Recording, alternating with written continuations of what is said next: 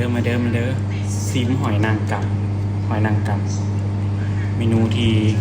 หากินได้ยากที่สุดซิมให้เบิ่งเด้อ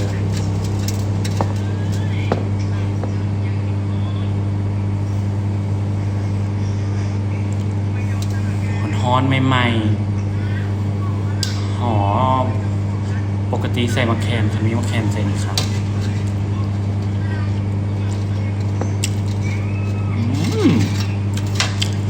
แซ่บแซ่บแอล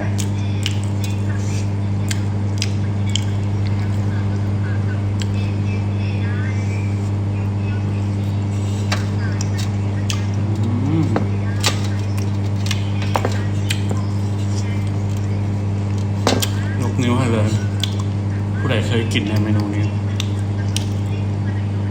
ส่วนหน่อยสิมีนะ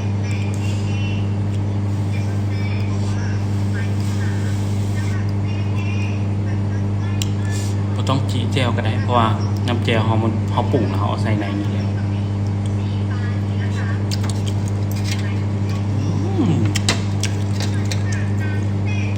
แซ่บมาเด้อกินน้ำกันมาเด้อมาเด้อ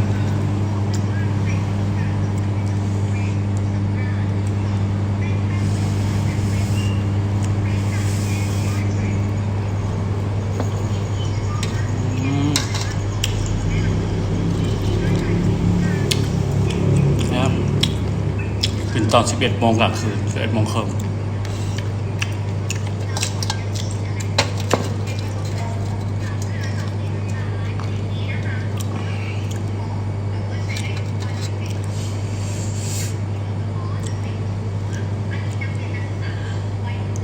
เห็นปะ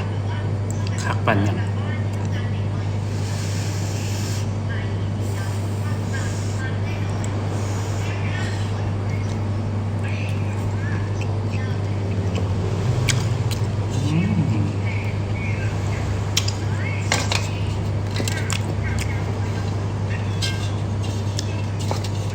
เจ้าต้องลองเอาไปกินเบิ่ง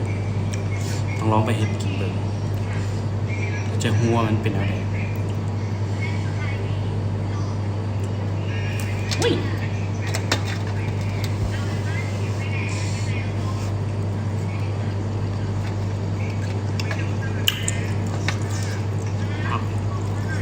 ชิมน้ำมาก่อน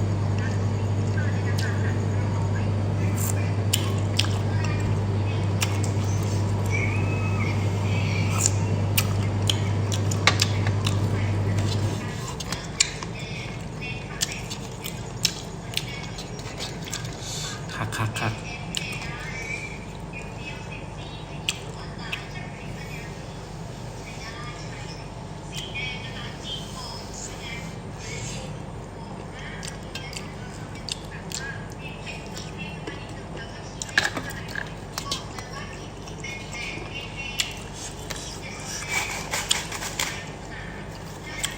แซ่บหอม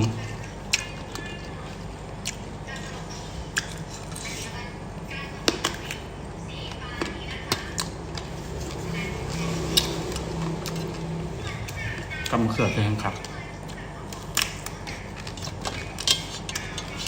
บุกกินหน่อย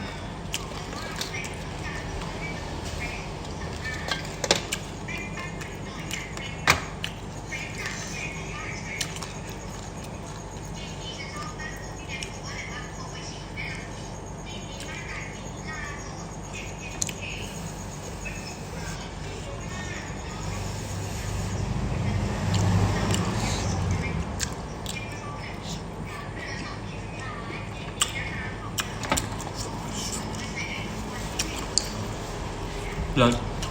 แซ่บหาง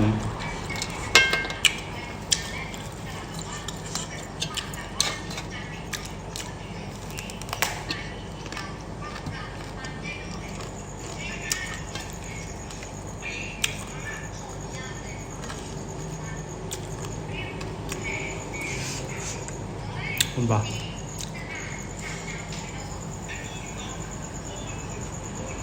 เอาตามันออกแล้วถ้าลืมบอก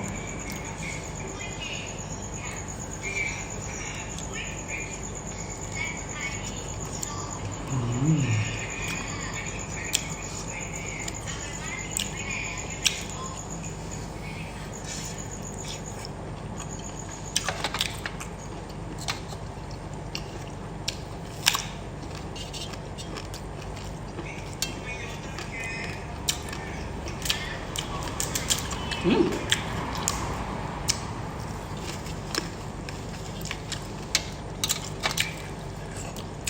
ขอตัวไปกินกันเด้อสุเจ้า